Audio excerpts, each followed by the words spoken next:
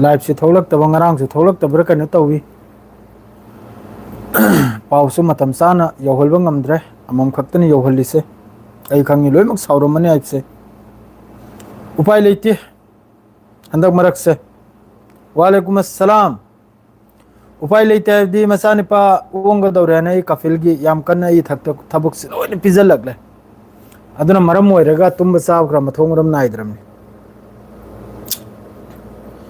Iran की मथक सिदा मक्का लान से लाकदर मारा फिफम से एम के इमरान वालेकुम अस्सलाम इमरान कम तौरगे इमरान ब्रो फिफम से इजाज़त है इजराइल की तरफ तक अमेरिका की तरफ तक तौर इसे ईरान की मथक से अदमकपू ईरान सु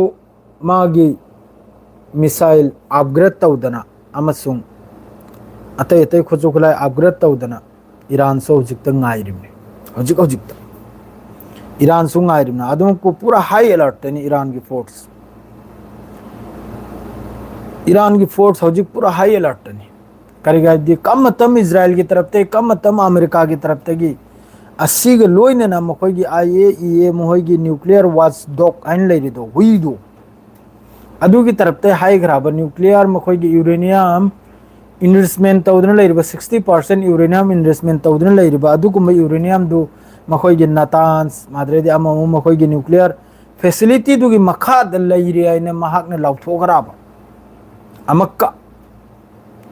चाद्री ताव अमक्का लाउथोगराबा अदुना मरम ओइरगा अदुगी मथक्तुदा अमक्का अमेरिका मसुंग इजराइल की तरफ तक स्ट्राइक से लाकदना ईरान की फोर्स ईरान की नेवी ईरान की एयर डिफेंस ईरान की लोइना फुल एक्टिव तने होजी गजा सिस्फेयर काइने गजा की पाउसुला कने ईरान दे लोइ जलकी ईरान की मखोई की IRGC की कमांडो कया अमना हाई अलर्ट थमग्रम मखोई की लान में से एनी टाइम द लान ओरक है ना इजराइल अमसुंग अमेरिका की तरफ तक ईरान हजिक सो हाई न्यूक्लियर में कोई सार हो ना अदुगा ईरान की मखोई की मिसाइल गुदाम दगी मिसाइल फैक्ट्री दगी अपग्रेड तौखरे मिसाइल खरम अपग्रेड है रडार फाब ngमदबा माद्रेदी इंटरसेप्ट तौब ngमदबा अदुकुंबगी अपग्रेड तौथोखरे ईरान की फिलिस्तीन द लागे गजा दा हजिक इजराइल की जेल दा हजिक लेरसे 10,800 फिलिस्तीनियन सी लेरे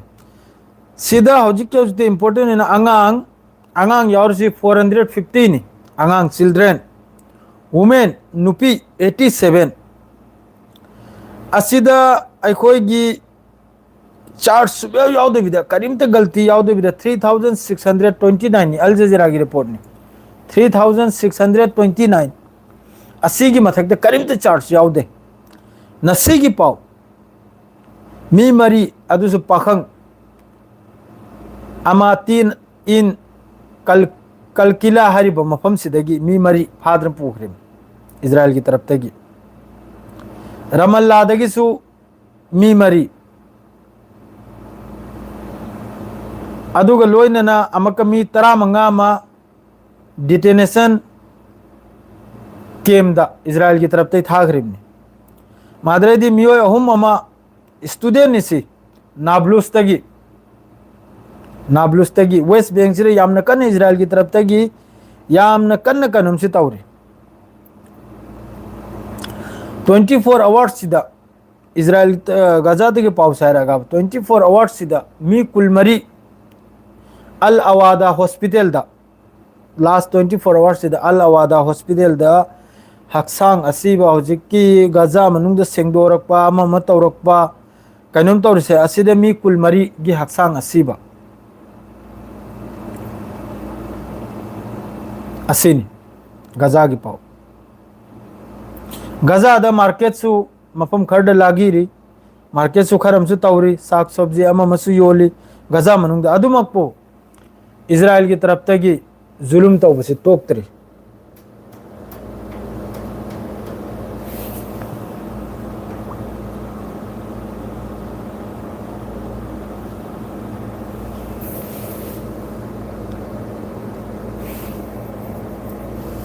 माने सलाम बीएम नाहक नाहरदो बिल्कुल असेंग वानी आई full support Tawi अदुमकपु अदुगुंबा वादु I ngangningdre अदुमकपु ngarangi lan tawnabduda Israel gisu lanmi ani sokpane te lanmi ani sirimni I am sorry sokpane te sirimni asina kari mong naibdabu mama angai da pause details ahre kaba mayam khajiteng janta jin sabu mama angai da ceasefire su oibagi matung da gaza sida chiron chatpa khau paiba dalali khar lei hobyaba सिगुम वांग से ngang बंदे Facebook ता YouTube ता दो सुंगांगम ने सिरोन सतपा दलाली खाओ पाइबा खर फिलिस्तीनी इजराइल की मसुम साब खर ले होबा अदु मखैदु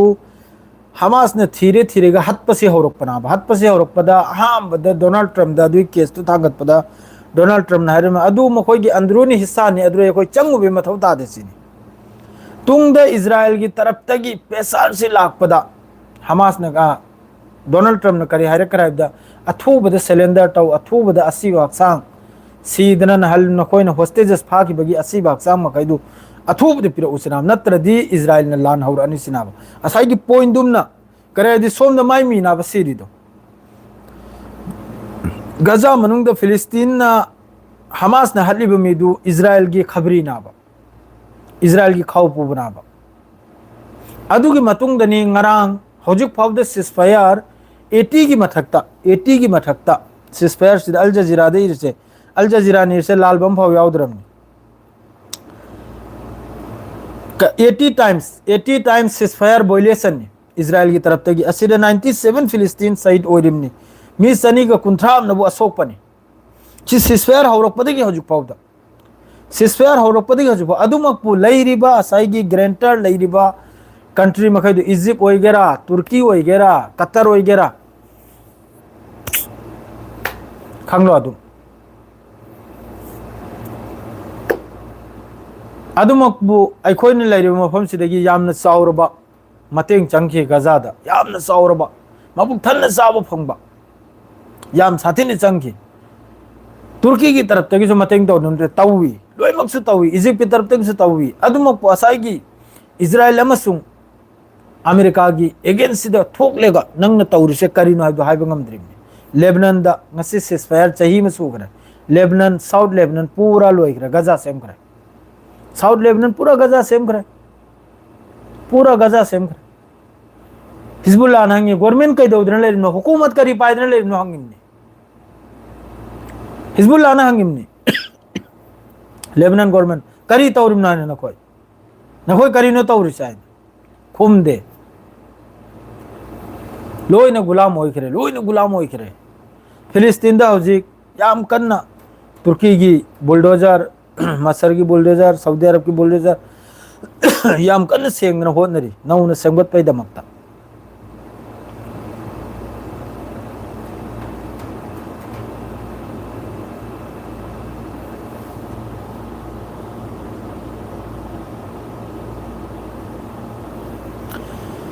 सी सानुदा गजादा हतलिबा पृथ्वीदा लैरिबा मुस्लिम लेबाक सिंसे खाउ पाइबा ngakta ngairebro माने असेंग बनी मुजिबुर इबुंगो नाहन हारसे बिल्कुल असेंग बनी खाउ पाइबा दो होजिकी गजा की फिफम सी मखोइना होजि अल जजीरा की तरफ तगी मखोइना फोटो खर मादरे अल मयादीन मादरे दी टाइम्स ऑफ इजराइल आइदा फोटो खर मखोइना थागले भाई उरेगा सिना से चोंगथो ई सेंगनाइदा सिना से चोंगथोई अल कुड्स न्यूज़ नेटवर्क ता ट्विटर दा वीडियो खरग लाई मखोइना जुलुम तौरंबा मखोइना कनम तौरंबा फत्तब थबुक जानवर एनिमल बु फत्तब थबुक तौहलिमनी ने एनिमल बु एंग्रो अदुगुम रिपोर्ट तोइना कम पाउदो हायरकनी फिलिस्तीनी महिगी मथक्ता ने फिलिस्तीनी नुपी निपा अदुगी मथक्ता फत्तब जानवर एनिमल बु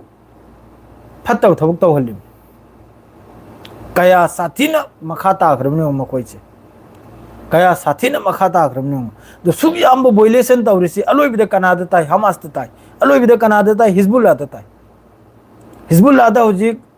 लेबनान दे चंगे लगे स्ट्राइक तौरबा ही सिसफायर की बोइलेसन नाबा हाई दाबा गजा दा हुजिक सिसफायर की बोइलेसन 80 टाइम्स आडी साम दगी कुल्लकता आवा इजराइल की तरफ तगी कापतना थिंदना नबलुस ओइगेरा अमो ओइगेरा राफा ओइगेरा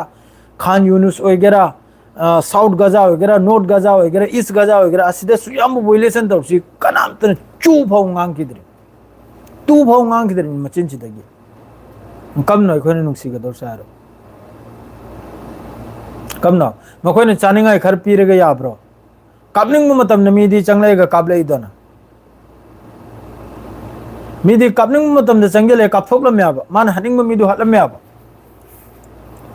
मीने नुंगायना पुंसी सिलेने नहले मीदुमान चंगलेगा कापथोकलम ले अदोडे करा दिस इज फेयर ओरिम करी दिस इज फेयर ओरिम हाइबिरो अदो हौजिक अमक सोम द ईरान लोम द ममाई से लैखरे ईरान द ममाई से लैखरे द ईरान की न्यूक्लियर की मखोई की यूरेनियम लेफमसी असाई की मखोई की न्यूक्लियर की अखोई की न्यूक्लियर यूरेनियम अमो मसी की मकोक चिंगिबा आईएईए की मखोई की मकोक चिंगबदुना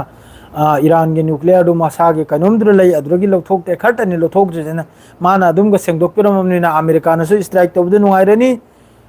कया साथीना माना नापिद ओरे हबदा हौजिक की इजराइल देसु न्यूक्लियर लेरिमनी अदुदी मा चेक तौरबय वाखल लेते अदुगुमद्रि मा कनम तौरबय वाखल लेताबा अदुग ईरान न्यूक्लियर सु साद्रब बस यूरेनियम मसा की बिजली अमा अमा कोल कारखाना अमा चलाइबगी दमक्ता करेंट पैदा तौबय दमक्ता सेमिबा अदुई मथक्ता बुलान ताजलिमनी अदुसु ईरान ने एंगल खरे मखोई ये ईरान की मिसाइल पावर अनो अनोबा अपडेट तौखरे ईरान की हजिकी मखोई ना हरसिनबु ईरान की याम साथीना कनोमनी ने ईरान की तरफ ते की अपडेट तौखरिसे यमन की तरफ ते की सोइद मके हौरानी पाउला खरे यमन की तरफ ते की सोइद म हौरानी सेस्पेयर से काय बताडी यमन की तरफ ते की सोइद रमनी तौजलक पसे मोहम्मद करीमुद्दीन साय हाय ब्रो ईरान की ओइबा करी पाओ ईरान सु कनो मुजिबुर इबुंग ईरान सु पूरा हजिक हाई अलर्ट तनी ईरान की IRGC की मकोक चिंग मखैना जनरल मखैना कमांडर मखैना लोइना हाइडो खरमनी पूरा फुल हाई अलर्ट लयु हाइना करी गदि असाइगी मखोगी IAEA यूरेनिया इंटरनेशनल न्यूक्लियर एजेंसी आबरा करे अदु की तरफ तगी हाइडोकॉम लेखराब ईरान की यूरेनियम सी हौजिकसु ईरान की न्यूक्लियर फैसिलिटी मखादा याम साथिन नुकसान होइबे वानी ईरान की न्यूक्लियर फैसिलिटी से याम साथिन सोखरे सोपबो असाई की कनोम की तरफ ते अमेरिका की तरफ ते की इजराइल की तरफ ते की स्ट्रक्चर में होगी बंकर ब्लास्टर बंकर लंथक्सिब याम साथिन सोखराबा अदुदा लैरिसिनी खर खर खजिकतने हाइ लौथोकरिसे 400 किलोग्राम अदुनी मखोई की यूरेनियम से 60% इनरेस्ट तौबा यूरेनियम से असी ईरान दा हजिकसु लैराबा अदु 60% न्यूक्लियर बम साबियादाबा कम से कम 90 रे 80 रे अदु यौगनिमना अदुगना है न्यूक्लियर सागदौर से एटॉम बम सागदौर से न्यूक्लियर वेपन सागदौर से अदु यौहोद्रि ngaidanaba asaigi matamdrasu इजराइल की तरफ तक की स्टेटमेंट से अदुम लाया नेतन्याहू की ईरान खजिक तनी गारे ईरान 99 होइखरे ईरान के 90 होइखरे हौजे एंगु कान दे कयानो 60 बहुत वाले अब असा ईरान सिबु कम तौरगा कमजोर तौगनी सिगी एरिया सिदा लोइमक्ति तत्लमनी बस ईरान खक्तने हौजिक लेसे ईरान खक्तने लेसे मसर सु तत्खरे सीरिया तत्खरे लीबिया तत्खरे कतर सु यंगथोखरे दुबई सु कसु तौरलोय कतर सु कसु तौरलोय बहरन सु सुक्तो पिकपनी दुबई सु सुक्तो पिकपनी कतर सु सुक्तो पिकपनी सिदा मागी एनिमी से कनानो हरमबदा इजिप्ट नि आइखोयने लैरिसिनी ईरान नि सीरिया लोय जल खरे लीबिया लोय जल खरे लोय जल खरे इराक लोय जल खरे इराक की मकोक चिंग बमीदुल मदीना हन्नसु काबकम लोय खरनी नुपी यम खगना फरियाद तौदना कप्प कांदत फव मिसाइल चामनी कापचल खरिब कनाम त हंगलम थिरम दबिदा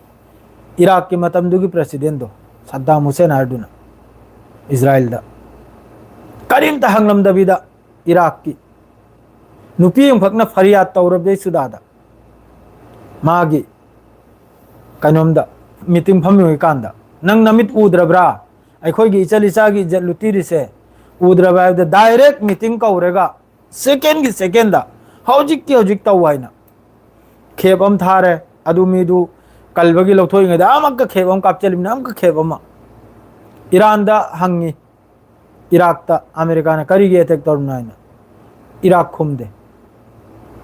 कनामतना हंगबगी मंगोंदा अते कंट्री मखैना हंगबगी कैपेसिटी फाव लेखिदे करीगे अटैक तौखरिमना अदु अम पावरफुल ओरम हौजिकी मखैसिदी लोइना खंगेदना अदुर लोइन चखरे निकप येंगबा खंगेदना सिदा लोइन अदुर चखराब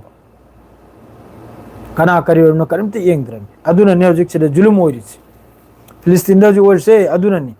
करेगादी सोमदा लैरिबा मी मखैसिना लोइना खाव पाइबा हजिक सो अमका हजिक मोरक्को ने माद्रेदी इंडोनेशिया ने माद्रेदी अखोइने लैरिसिगा नॉर्मलाइज तौबगी याम कन होनरिने कैनोमना इजराइल ना याम कन रिश्ता से सुधराइबे होनरेबा कराइदगी नाव सुधरिदो जमान नुमिचुबा गजा अदुसु कुनो ठीक लैबे नते लैरिबा कंट्री मखैसे हयंग चंगजले खाव पाइखिबगी कुनो ठीक लैबे नते दाक चंगजले गाक्ता खुरुम मुदौरिमनी माई बाप हाइना कुनो ठीक लैबे नताबा अतै अतै कंट्री दी मयाम तुर्की सु मखोइगा काबकम बिजनेस काबकम लोइथोमनी मफम खरम सु काबकम मखोइगा बिजनेस से तलमनी अदु खरम लैरी खरम लैरसिना करना अदु मागे थांगनबसे मागे थांगन मखैसिनी अदुनी इताउसिंग मिनिट 30 सुखरे ngasi गिसे मादुनी दुआ तो मयाम दुआ तो बसरा उपाय लेते अखोइगी दुआ तो हमेशा गजा के दमकते शांति लाकपा सीनेबो खोनरिबो शहीद ओरिबो खोलि मखैजी इंग थगिबो खो थगिबाइना अदु खक्तनी अखोइने दुआ तो बिमादु यारदी मखोई मखोई पोस्ट लांग अमा मद्रसु कमेंट दु तौजल्लु टेक तु तौजल्लु मथंग मथंग अदु हार ngasi गिसे स्वाजरे लोजरगे सलाम अलैकुम गुड नाइट मैम पुनमक